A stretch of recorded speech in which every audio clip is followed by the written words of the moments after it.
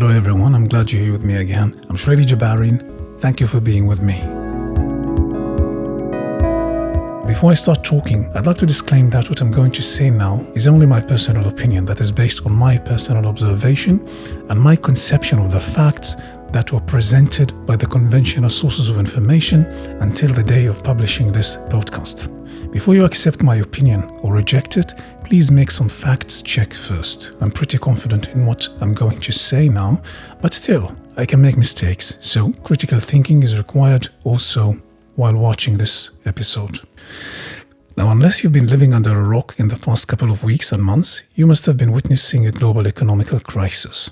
First, we need to know what really happened in order to know how to cope with it and what we really need to do. Because those who don't see the real danger because they are too distracted by noisy decoys here and there might find themselves not only in fear but also losing their wealth, not only their shares in the stock market and their investments, but even losing their savings and their insurances and their cash. I'm speaking here also about the average citizen who's going to lose. Now, the things here might be a little bit complex, but they make sense towards the end. So bear with me a little bit.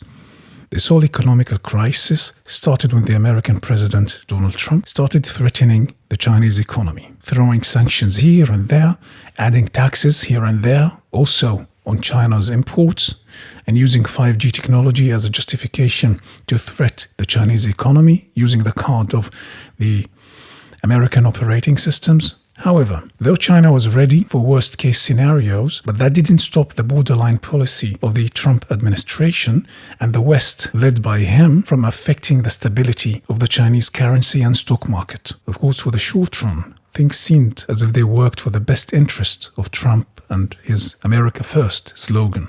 But under the shadows of arrogance and too much certainty, something historic happened that changed everything we know. Since a tremendous amount of shares in the Chinese stock market were owned by American and European investors, so for China to set its economy free from Western influence and to have more control over it, it must own those stocks first. And for that to happen, they used a decoy of a health crisis on a fishing hook that is called the media and storytelling. They showed images on the mass media in such a concentrated manner that created fear. And when people are afraid, they don't care anymore about statistics in a factual context. So 10,000 people that die worldwide out of a sickness on a period of 6 months that was portrayed as a survival danger becomes more scary than 3 million people that die yearly worldwide from normal flu and cold and lung inflammation. More than 6 million that die from heart attacks. More than 1.4 million that die from sugary. Now, we'll speak only about the statistics that are acknowledged by the conventional sources of information. And for the sake of this debate, we will not accept theories that are not conventional until the day of the publish of this video. Whether those who say that the number of the infected is much more than what is reported, because many infected don't report, or those theories that say that the number of those who die from the disease are much less than what is reported, because in certain corrupt systems, people succeed to undermine hospitals' authorities and register family members who die from other causes as dead from the infection in order to receive governmental aids. For the sake of our debate, we will not consider both claims, and we will stick only to the official numbers. Neither we will speak about theories of whether this disease is natural or otherwise, because first, I'm not an expert in that, and I have no way to prove that or to invalidate it, and second, it's not relevant to our debate.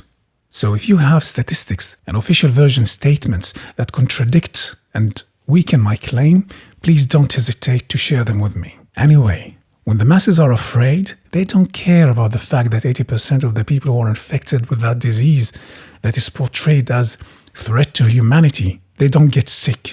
And that only 18% get symptoms between light and heavy. And that only 2% die. And those 2% are mostly people who are already ill and with weak immunity system. Those are facts that are acknowledged by the conventional sources of information. Yet, the media just don't focus on it or give it enough attention.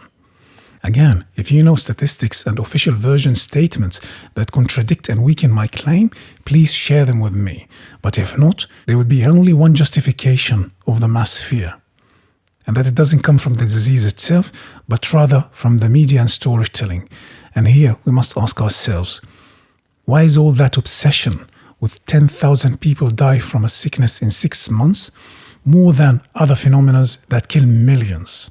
This is an essential question that we have the right to ask.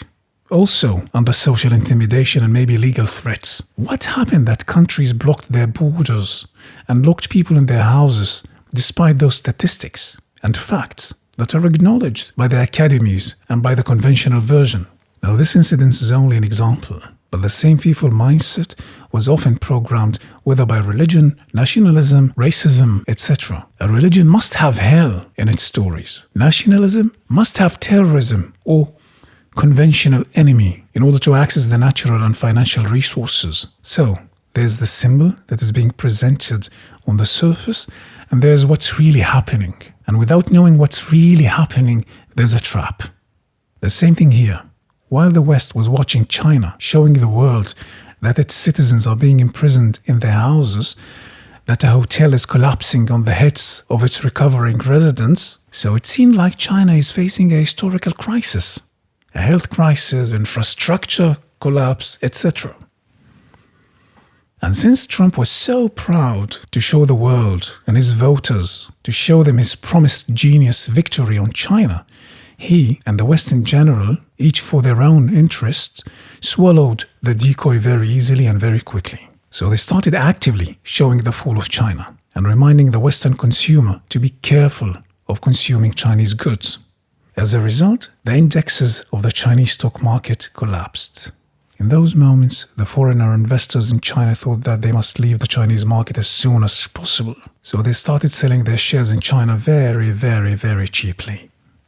And in those moments, while Trump was so happy in his own bubble, believing he just saved the American economy and defeated China, the Chinese government came and bought all those foreign shares at extremely cheap prices. And by that, obtaining full control over its economy. A thing that makes it from now on unshakable. And when all that buying campaign of the Chinese government was successfully completed, the Chinese government started new storytelling in the media, telling that they contained the disease and started showing images of hope. The Chinese president walks in the streets of the city where the disease started. Doctors take off their medical masks.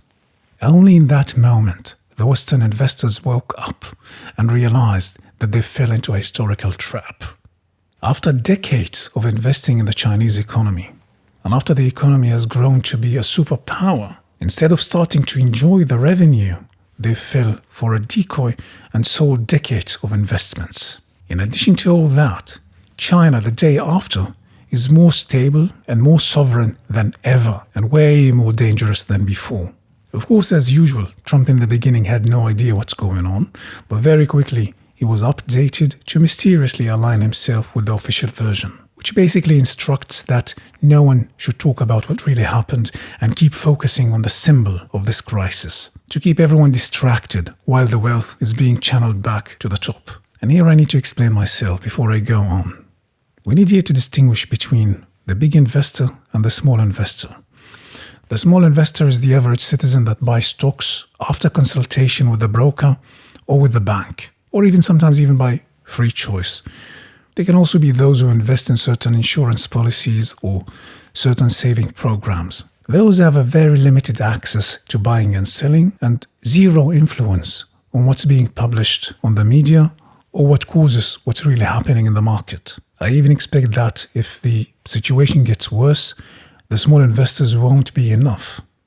But also, normal savings of the average citizen might also be targeted for the recovery of the market. The big investors are those who own the national resources and those who influence governments and the mass media.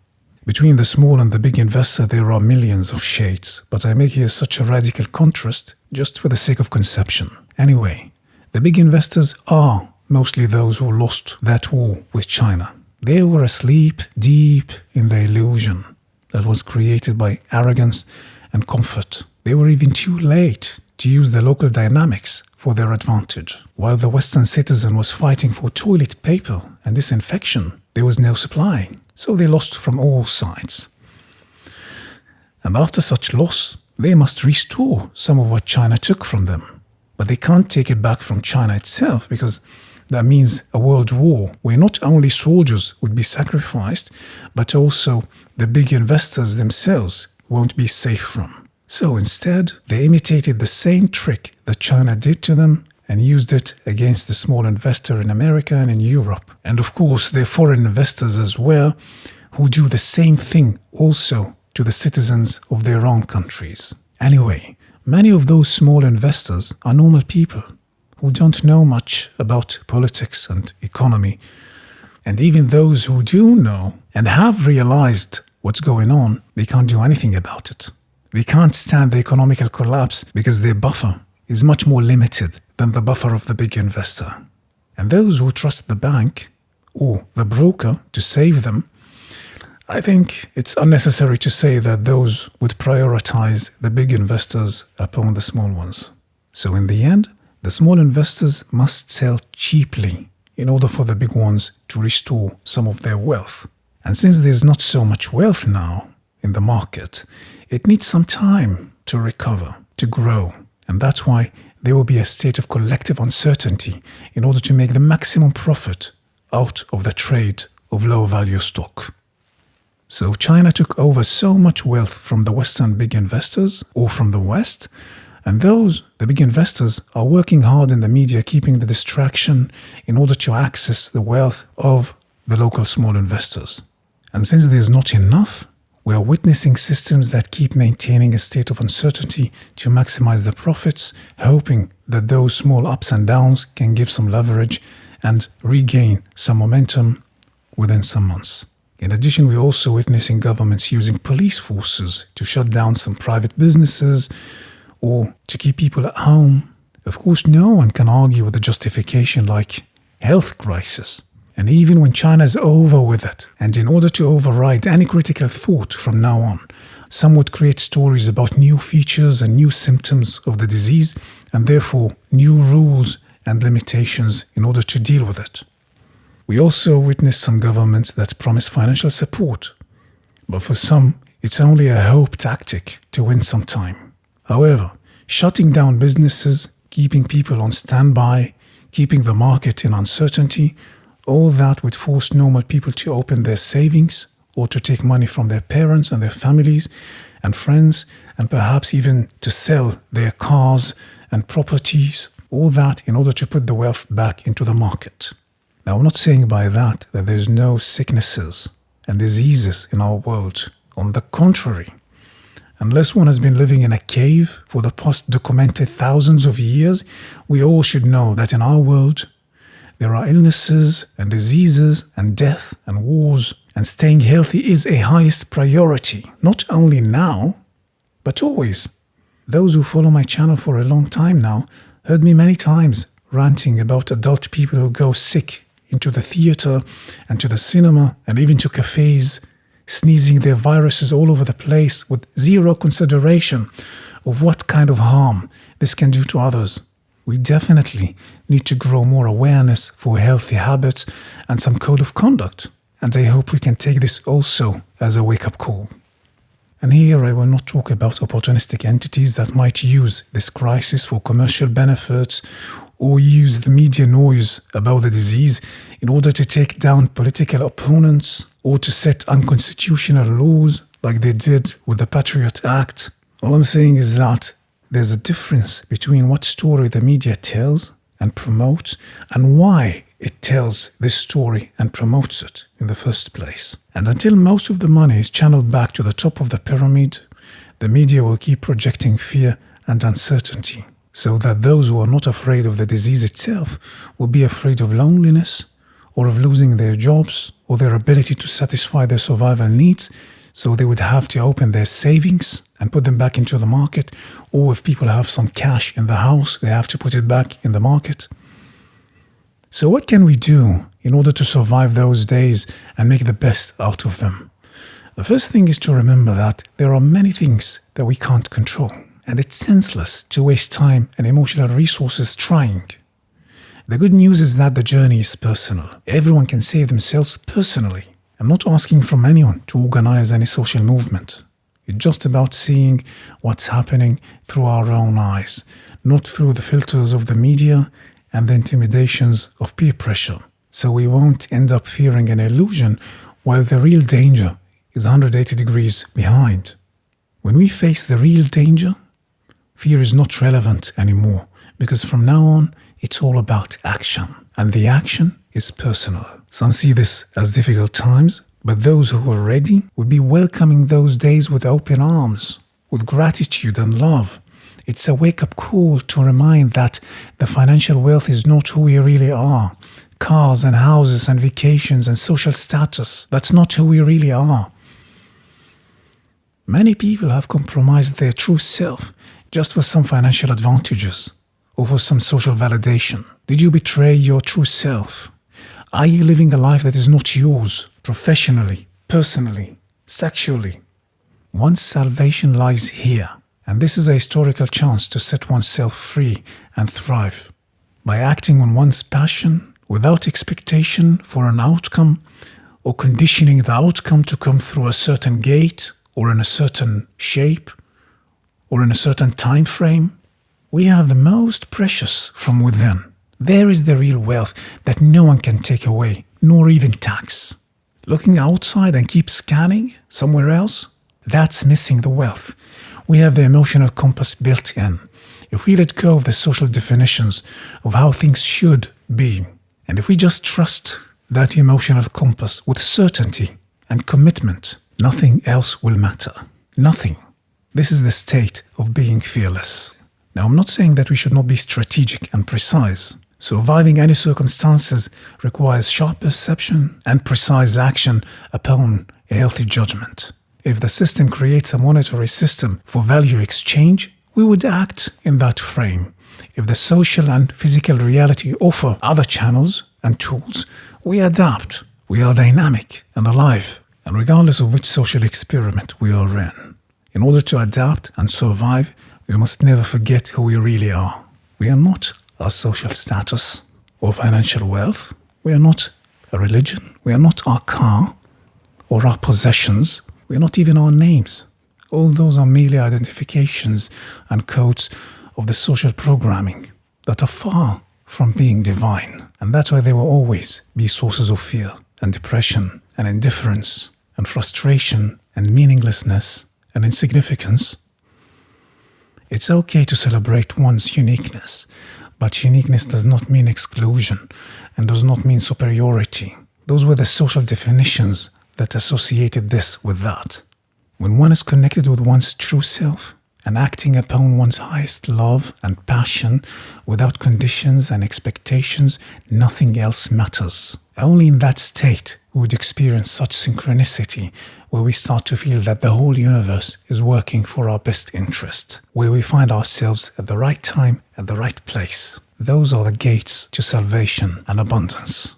And there are no shortcuts. Any attempt to take a shortcut shows that this is not the highest passion. Shortcuts like pretending or taking advantage of others unethically, all those shortcuts show that this is not the true self and its passion. Because if it was one's passion, one would take the longest way in order to enjoy every moment of the journey as long as possible before reaching the destination.